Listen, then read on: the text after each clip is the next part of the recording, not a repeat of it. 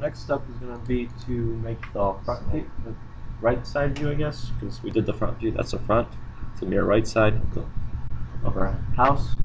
What we're going to do is select this whole front view and copy it over, because it's the same size. It's 36 by 36 feet. So we're just going to copy it over. That looks about right. And what we need to do is actually just add the door. To do that, I zoom in closer to that new new right view, and what we're going to do is draw the door. To do that, I'm going to go to my line command. I'm going to select the center. I'm going to draw the line up 84 inches. That's how big our door opening is going to be. Click again, enter again. So that's actually the center of the door. That's not where it's going to be the opening. The opening is actually 20 inches apart from both sides. So we can either offset by 20, or you can go mirror, or copy, actually no, not mirror, copy, or offset. So I'm going to use offset this time. I'm going to type in 20. I'm going to select that line. I'm going to offset it this way, and offset the other way. Select, there, the other. I no longer need the center line, so I'm going to delete that. And I'm going to draw a line that's going to close it on top. Like that. That's our huge window, huge door. So actually, technically, we're completely done with our elevations. What I need you guys to do, those who are ahead, to draw in walls. You don't have to go by the ones shown. Just, alright, so what we're going to do, we got the front and side view already set up. We're going to do it, make this in 3D. Basically, what I would recommend is, in the 3D aspect of drawing this, I would use the actual front view and side view. Because if we use the top view and we extrude it out or press pull it out, we will have to figure out where to put the windows and cut them out. That's actually additional work. Instead, we're going to use the side view, press pull it. It gives us a thickness that we want, and then we're going to just put them together, stack them together into place. You'll see what I mean. But we will use the top to create our actual floor. You know, we got to stand on something. Okay, so further ado, we take this over here. We're going to use our press pull command. So we go press pull. We click on here. Doesn't matter which way your mouse is facing. I'm just going to type in the distance, which is 8 inches, so 8, enter. And you're going to do the same thing with this one right here. Just make sure you click inside, and again, type in 8, enter. Pretty simple, pretty fast and easy. Next step is we're going to actually create the roof. Again, we're going to use press pull. You'll click just a triangle here, and it's going to be 36 feet times 12. Hold on. There's actually a way you can calculate stuff on AutoCAD without actually going to your calculator or going to accessories and stuff.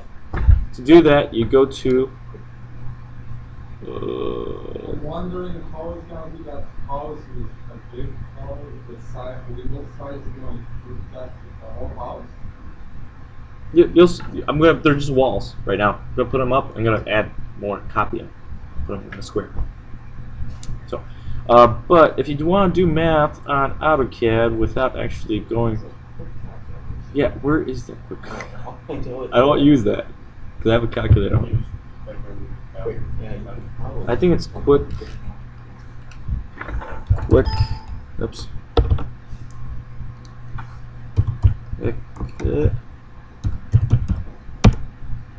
No.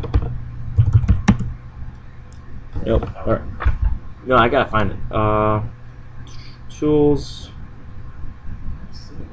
If anybody has a choice. Inquiry, I think. Time status now. If you have employees working for you and you want to know how long it took them to do a drawing, right there. Got it.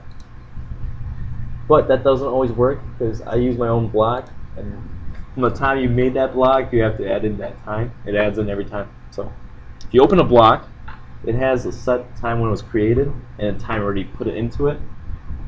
So you can't tell the difference of what you actually did after that. Yeah, but you can open the new file. Yeah, but no, but as if you're an employee, you shouldn't be doing that. Not gonna be able to see how. Yeah. Or you can copy and paste it into something. And there's ways to go around both that, so your employee doesn't get on your back too often. Palettes. Design sheet. Oh, here it goes. You go to palette, quick count, Control 8. I should put the C and I don't have it. Quick count. You go there. It comes up with your little calculator here. It's not a scientific one, which sucks. But I mean, it is scientific. 32. No wait, it's 36, right? 36 times 12. 432 plus, we're gonna do two overhangs of 12 inches each, so it's 24. 456. Okay, so we go to press pull, and it's 456. And then we'll do the same thing on the other one, other piece right here. 456. Now, so far we haven't seen how it looks, in an isometric view. So we have to go into isometric. We can use this box here, if you still have it up, or you can go to View, 3D Views, like so. I know it looks weird. Don't worry, it's gonna be better. What we need to do is we need to first rotate. Actually, we're gonna move these both. These four pieces of 3D solids. So select them all. M for move, or you can go to your move command over here and just move it over somewhere away from your 2D drawing. So we have something like this. Now we're gonna do what we learned before, which was the 3D rotate. You're gonna select the one with the door. You're gonna go to modify, 3D operations, 3D rotate. You're gonna use the green one to rotate, like so. So I clicked on green and moved my mouse up, and I rotated to the right position I wanted, which is right there. So it looks something like that. Yeah, next step is I select both these items. I'm gonna go to my move command again, but you gotta make sure you move it. This wall is gonna be inside the other wall, so it has to be not up here. It's in the bottom. So we made both from 36. So keep in mind, don't worry about the roof. It's gonna be off by 24 inches or 12 inches. We'll fix that later. And what you want to do next is now you can just copy it too. So I'm gonna select this wall that we just made. So we moved over here. I'm gonna do a copy. Select that again because I didn't select it. And I'm gonna use this base point over here, not the corner. This base point the other side. So then, if I go down here, I just have to click the corner, and it puts it into the right position. Next one, I do the same thing with this. I select it. I go to my copy command. I select the top point over here, because when I do that, I can just select the top point of this wall right here. It closes it up. So perfectly enclosed. Now we just gotta work with the roof. I'm gonna hold my shift button and I'm gonna press down on my scroll button to rotate around to look at it better. The roof, yeah, it's fine with the roof. I mean, could have modified it a little bit different, but that's okay. Now you can tell that it is off a little bit. If I click on my top view, it's gonna help me direct the roof in the right location. Right now it's aligned with the wall here. What I need to do is move it over 12 inches to the right. So I select this part of the roof, go to my move command, move over 12 inches. That looks great. If I use the arrows over here on this box, it gets me to like the right view or back to the front view, like so. So you don't have to click the box, you can select the faces of the box by these arrows. Again, I got to select this one now. I'm going to move it over down. Oh. The problem with this one is you can see that my Z and X, my X and Y is facing this way, so it's not letting me go up and down. So it's either I switch a view, or I'm going to have to change my UCX. Somebody's got to play around to figure out which view you need to be in. Alright, that's not going to switch it. So I'm going to show you guys manually switch my X and Y coordinates. To do so, what you need to go to is go to View over here and change your UCX to left. Since I'm on my left side, it works perfectly. You can see that my X and Y moved. If you don't have this toolbar, it's okay.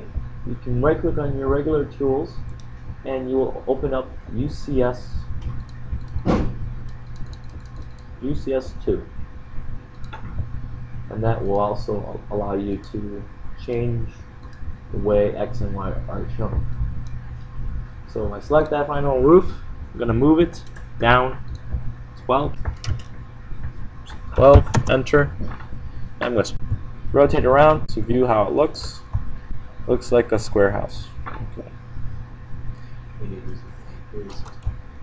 The most square and not interesting. Okay, so that's the house. You can also add a floor.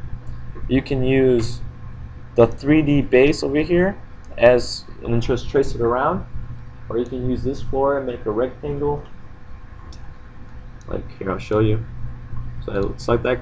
Oops, my UCX is X and Y is in the wrong locations. So I do have to change that. See, it's up this way. I need to make it lying straight down, so I can just change this over here to top. Or if you're working with this, you do top. Now I'm going to do a box, rectangle, pick one corner, pick the other corner, and I'm going to actually move it over. I know how to select it because I know there's a space here where that door was, so I know this is just the line I just created. And I'm going to move it over like so. I'm going to extrude it, or you can type in EXT, select the object, I'm going to go down 12 inches. That's my actual thickness of the floor. I just need to do next is rotate. I'm not going to rotate the floor. I'm going to leave it as it is. I'm going to rotate the actual house. So I can just select the whole thing, go to modify, 3D operations, 3D rotate, select that red axis, the x-axis, which is the red one, highlights yellow, click on it, and just move my mouse till I get to the right position, making sure my ortho is on. Click, looks perfect. Escape to get out of the command. I then select the whole house again, and I move it to place it on top of my floor, like so. Now I actually have a house with a floor. There we go.